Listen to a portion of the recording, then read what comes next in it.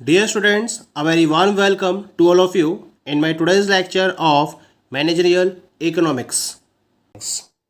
In today's lecture, we will discuss upon the next theory of profit, and it is popularly known as the risk-bearing theory of profits. क्या कहना है इस theory का और किस तरीके से ये प्रॉफिट को कंसीडर करती है? Most people do mind the risk which makes them hesitate to take a plunge in business. The greater the risk, the higher must be the expected profit in order to induce them to start the business. All businesses are more or less speculative, and unless the risk taker is going to be imply rewarded, business will not be started.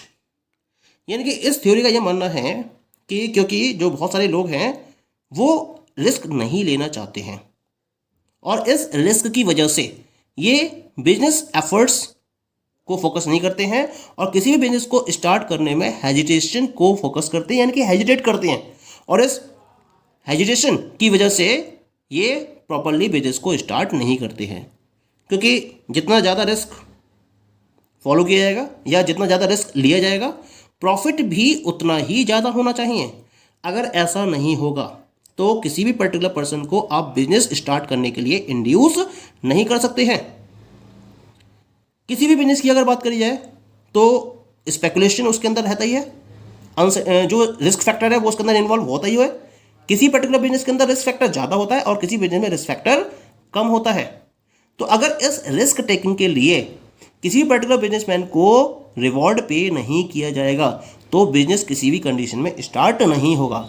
यानी कि इस particular approach के according this is the risk factor which induce the businessman to start the business. क्योंकि जितना ज़्यादा risk involve होता है profit के चांसेस भी उतने ही ज़्यादा होते हैं। तो इसकी वजह से किसी भी पर्टिकुलर पर्सन को एक इंड्यूसमेंट मिलता है और इस इंड्यूसमेंट के बेसिस पर वो बिजनेस को स्टार्ट करता है। Also, this theory states that as risks act as a great deterrent, the supply of entrepreneur is kept down, and those who do take the risk earn much more than the normal return on capital. Hence, profits are regarded as a reward for risk taking or risk bearing. क्योंकि risk एक तरीके से deterrent का काम करते हैं और इसकी वजह से जो एंटरप्रेन्योर्स की सप्लाई है वो कम रहती है, क्योंकि बहुत कम एंटरप्रेन्योर्स होते हैं जो रिस्क लेना चाहते हैं। और जो पर्सन्स या जो एंटरप्रेन्योर्स रिस्क को लेते हैं उनकी अर्निंग भी ज़्यादा होती है उन पर्टिकुलर पर्सन्स के कंपैरिजन में जो अपनी कैपिटल पर नॉर्मल रिटर्न को अर्न करते हैं। उनके कंपैरिजन में इन पर्टिकुलर एंटरप्रेन्योर्स की अर्निंग भी ज़्यादा होती है क्योंकि ये इस रिस्क को फॉलो करते हैं। तो इसका मतलब जो प्रॉफिट है उसको हम रिस्क टेकिंग और रिस्क बियरिंग के रिवॉर्ड के तौर पर फॉलो कर सकते हैं। यानी कि जो प्रॉफिट उनको मिल रहा है एंटरप्रेन्योर्स को वो उनकी रिस्क टेकिंग या रिस्क बियरिंग कैपेसिटी की वजह से एज अ रिवॉर्ड उन्हें मिल रहा होता है। ये कहना है इस थ्योरी का। Risk bearing theory of profit F B. Hawley के द्वारा दी गई थी और इन्होंने ही कहा था कि जो प्रॉफिट है वो किसी भी एंटरप्रेन्योर का रिवॉर्ड होता है उसकी रिस्क और रिस्पॉन्सिबिलिटीज के लिए जो वो उस बिजनेस के रेफरेंस में बियर करता है। ड्रकर ने यहां पर 4 काइंड्स के रिस्क को मेंशन किया था। 4 रिस्क कौन कौन से हैं वो? पहला है रिप्लेसमेंट रिस्क, दूसरा है रिस्क प्रॉपर, तीसरा है अनसर्टेनिटी और चौथा है ऑब्सोलेशन। पहले बात करते हैं रिप्लेसमेंट की, यानी कि जो डेप्रिसिएशन फॉलो होता है फिक्स्ड असेट्स पर, तो उस डेप्रिसिएशन को हम रिप्लेसमेंट के नाम से जानते हैं। तो जो डेप्रिसिएशन होता है ये कैलकुलेबल होता है और इसको हम कॉस्ट में काउंट करते हैं, पहला पॉइंट। दूसरा होता है ऑब्सोलेशन, ये लीस्ट कैलकुलेबल होता है लेकिन इसे हम कॉस्ट रिस्क प्रॉपर के आइटम में इंक्लूड करते हुए चलते हैं। जैसे आपने जो प्रोडक्ट है उसकी मार्केटेबिलिटी को फॉलो किया और आपके प्रोडक्ट की प्रॉपर मार्केटेबिलिटी नहीं हुई, तो ये भी एक रिस्क हो गया आपका ना। तो इसको हम ऑब्सोल्यूशन में इंक्लूड करते हुए चलते हैं। तो ये एक तरीके से कॉस्ट रिस्क प्रॉपर में काउंट किया जाता है। अब बात करते हैं अनसर्टेनिटी की। तो ये कॉस्ट नहीं होती हैं, but these are the charges against profit. They may be called cost of staying in business. यानी कि अगर आपको बिजनेस में स्टे करना है तो इस टाइप की कॉस्ट को आपको बियर करना ही होता है। तो अनसर्टेनिटी को इन्होंने कॉस्ट में इंक्लूड करा, इसको कॉस्ट में इंक्लूड ना करके इनको इन्होंने चार्जेस में इंक्लूड करा, ठीक है, जिसे हर पर्टिकुलर बिजनेस ऑर्गेनाइजेशन को बियर करना होता है अगर उन्हें बिजनेस में स्टे करना है, अपने अपने आप को सस्टेन करना है, तो इन्हें इन पर्टिकुलर चार्जेस को तो बियर करना ही करना होगा, ठीक है। और एक बचा फिजिकल रिस्क। तो फिजिकल रिस्क क्या होता है ना, जैसे फायर, एक्सीडेंट्स, थेफ्ट। तो इसके लिए कंपनी क्या करती है, इंश्योरेंस को फॉलो करती हैं, और इंश्योरेंस को फॉलो करेंगी तो इसके लिए प्रीमियम पे करेंगी, और जो प्रीमियम पे करेंगे उसको कहाँ इंक्लूड किया जाएगा, कॉस्ट में इंक्लूड किया जाएगा। तो ये जो फिजिकल रिस्क हैं ये भी आपके कॉस्ट में इंक्लूड हो गए। तो ये तो होगा इनके डिफरेंट टाइप के कैटेगरीज ऑफ रिस्क। इसके साथ साथ क्या कहा उन्होंने कि कुछ ऐसे भी रिस्क होते हैं जो फोर्सीन नहीं होते हैं, जिनको आप नहीं देख सकते हो, और इनके अगेंस्ट में आप किसी भी तरीके का कोई प्रोटेक्शन फॉलो नहीं कर सकते हो। भाई जितने भी आपने रिस्क यहाँ पर स्टडी किए इनके रिगार्डिंग एक प्रॉपर आप प्रोटेक्शन ले सकते हो, लेकिन कुछ अनफोर्सीन रिस्क होते हैं जो नहीं देखे जा सकते, तो उनके रिगार्डिंग कोई भी प्रोटेक्शन नहीं लिया जा सकता। तो यही वो रिस्क होते हैं जिसको बियर करने के एक्सचेंज में एंटरप्रेन्योर्स को प्रॉफिट रिवॉर्ड के तौर पर दिया जाता है। तो ये जो ऊपर रिस्क मैंने डिफाइन किए थे ये तो होते हैं फोर्सिन रिस्क, जिनको प्रॉपरली या तो कॉस्ट में या फिर चार्जेस में इंक्लूड कर लिया जाता है। लेकिन कुछ अनफोर्सिन रिस्क ऐसे भी होते हैं जिन्हें प्रॉपरली प्रोटेक्शन प्रोवाइड नहीं की जा सकती, जिनको आप आइडेंटिफाई नहीं कर सकते।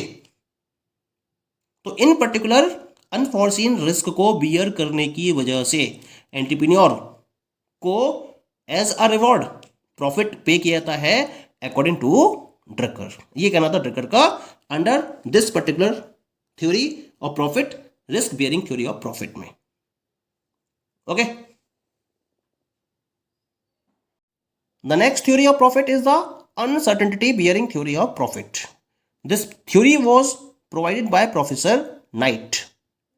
Professor Knight's theory of uncertainty bearing theory of profit is an improvement and refinement theory of profit over Holle's risk bearing theory of profit. यानी कि होले ने जो अपनी risk bearing theory of profit provide करी थी उसको ध्यान में रखते हुए प्रोफेसर नाइट ने एक इम्प्रूव्ड और refined theory of profit provide की थी, जिसको हम popularly uncertainty bearing theory of profit के नाम से जानते हैं। नाइट के अकॉर्डिंग जो प्रॉफिट है जिसे हम एंटरप्रेन्योर के रिवॉर्ड के तौर पर जानते हैं वो उसकी नॉन इंश्योरेबल रिस्क और अनसर्टेनिटीज को बियर करने के बदले में उसे प्रोवाइड किया जाता है एज अ रिवॉर्ड, ना कि रिस्क टेकिंग के पॉइंट ऑफ व्यू से।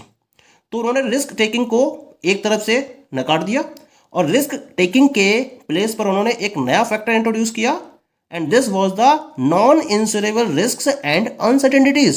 और इस पर्टिकुलर फैक्टर को बियर करने की वजह से उन्होंने कहा एंटरप्रेन्योर को प्रॉफिट रिवॉर्ड के तौर पर दिया जाता है।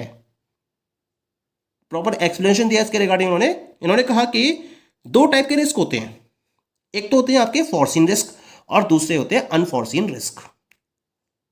हॉले ने अपनी थ्योरी में अनफोर्सिन रिस्क की डेफिनेशन को प्रॉपरली क्लैरिफाई नहीं किया था, कि उन्होंने यह कहा था कि जो अनफोर्सिन रिस्क होते हैं उसको बियर करने के बदले में एंटरप्रेन्योर को रिवॉर्ड के तौर पर प्रॉफिट प्रोवाइड किया जाता है।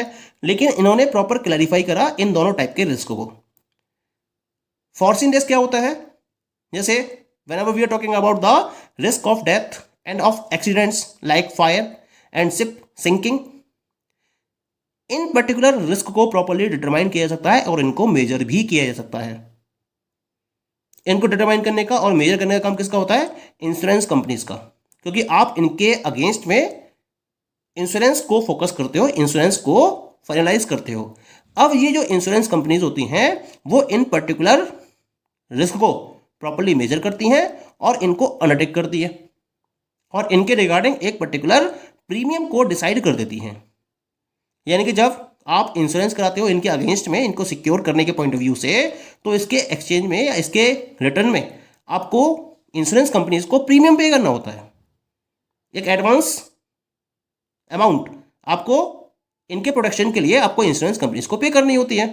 अब जो इनका पेमेंट है इन प्रीमियम्स का, इनको हम कॉस्ट ऑफ प्रोडक्शन में इंक्लूड करते हैं।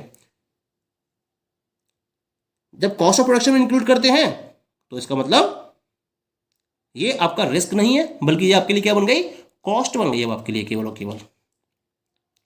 The entrepreneur gets no profit on account of these risk, और इन रिस्क की वजह से एंटरप्रेन्योर प्रॉफिट को अर्न नहीं करता है, क्योंकि ये तो मेजरेबल है, कैलकुलेबल है।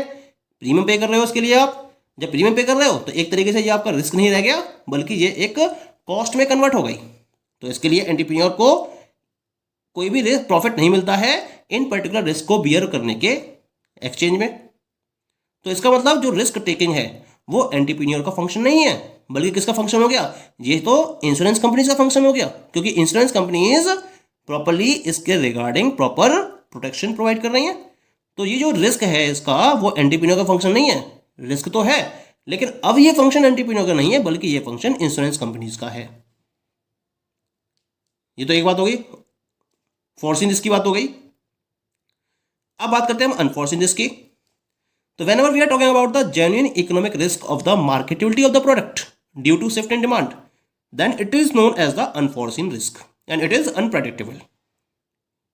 यानी कि क्योंकि मार्केट कैसा डायनेमिक है, और इस डायनेमिक मार्केट में लगातार डिफरेंट फैक्टर्स में चेंजेस होते रहते हैं, और इन चेंजेस की वजह से प्रोडक्ट की डिमांड में लगातार चेंजेस होते हैं, और इन चेंजेस को एग्जैक्ट वे में डिटरमाइन करना या प्रेडिक्ट करना, it is very impossible task for any of the entrepreneur. और इस पर्टिकुलर जो डिमांड में शिफ्ट हो रहे हैं या चेंजेस हो रहे हैं, इसको हम अनफोर्सीन रिस्क में इंक्लूड करते हैं। और ये क्या होता है, ये अनप्रेडिक्टेबल होता है। तो जो प्रोफेसर नाइट हैं, इन्होंने इस अनफोर्सीन रिस्क को रिस्क नहीं कहा, बल्कि इसको उन्होंने अनसर्टेनिटी का नाम दिया। इन्होंने बोला ये रिस्क नहीं है, बल्कि ये है अनसर्टेनिटी, क्योंकि ये अनप्रेडिक्टेबल है, इसके रिगार्डिंग कोई भी प्रेडिक्शन नहीं किया जा सकता। लगातार चेंजेस हो रहे हैं मार्केट में फैक्टर्स में, और उन फैक्टर्स में चेंजेस की वजह से डिमांड लगातार शिफ्ट हो रही है।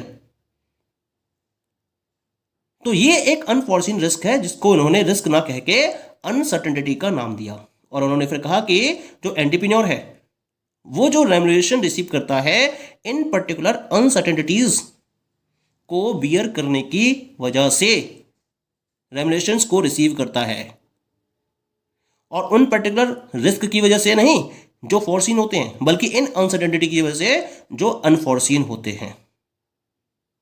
The insurance of which is on the insurance companies, क्योंकि ये जो रिस्क होते हैं जो फोर्सिन होते हैं, इनको तो इंश्योरेंस कंपनीज बियर करती हैं, ना कि एंटरप्रेन्योर इन पर्टिकुलर अनसर्टेनिटीज को बियर करता है, जिसकी वजह से उसको प्रॉफिट एज अ रिवॉर्ड पे किया जाता है।